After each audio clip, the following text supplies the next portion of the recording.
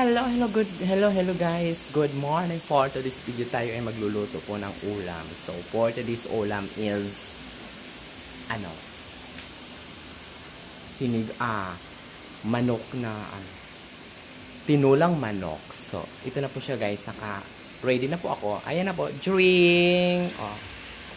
Kanina pa po ito guys. Nilagay ko na po yung manok. Tapos dyan. Mikos-mikos na lang natin. Tapos lagyan natin ng ganito. Para masarap siya. Yan. Tapos, takluban muna natin siya. Para manunuot yung mga dyan sa kanyang katas ng kanyang manok. So, mamaya-maya nagkaisa. Tsaka bumili din tayo ng kamote kasi mayroong 50 pesos na kilo ng kamote. Drink. Nilaga ko na siya.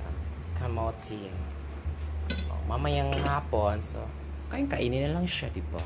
50 pesos lang mura siya. Kaya binili ko siya, guys. So, tingnan na natin. Diba? Kumulo na siya, guys. Para matanggal yung mga anik-anik dyan. So, ilagyan na po natin ang sayuti with water.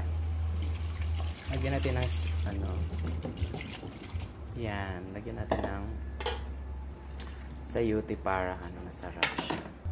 At huwag mong kalimutan ang Knorr Cube chicken cubes. Yun talagang pinaka-importante para lalong sumarap ang inyong ulam. So, hintay muna tayo ng mga 3 minutes. Go! So, ito na po guys, yung pinakuluan ko siya. Diba? Lumambot na yung sayote. Tikman natin kung ano bang lasa.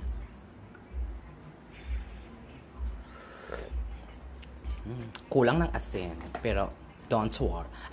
Matabang. So, ilagay na po natin ang yan. Isama mo na din yan. Last. Okra.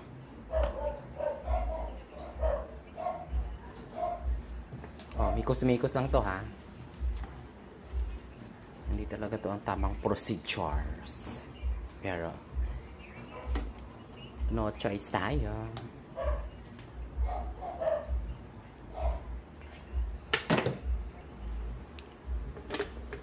Drink! Finish na ang aking niloto. So, tikman na lang po natin kung ito po ay may lasa na o wala pa.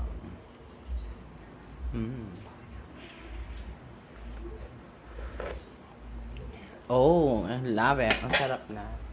Lagyan pa natin ng magic sarap.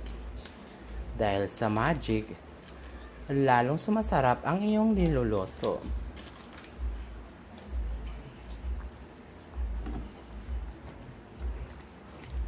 Tikman nga natin ulit.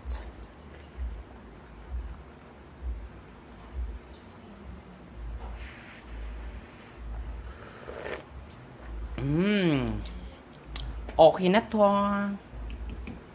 Okay na.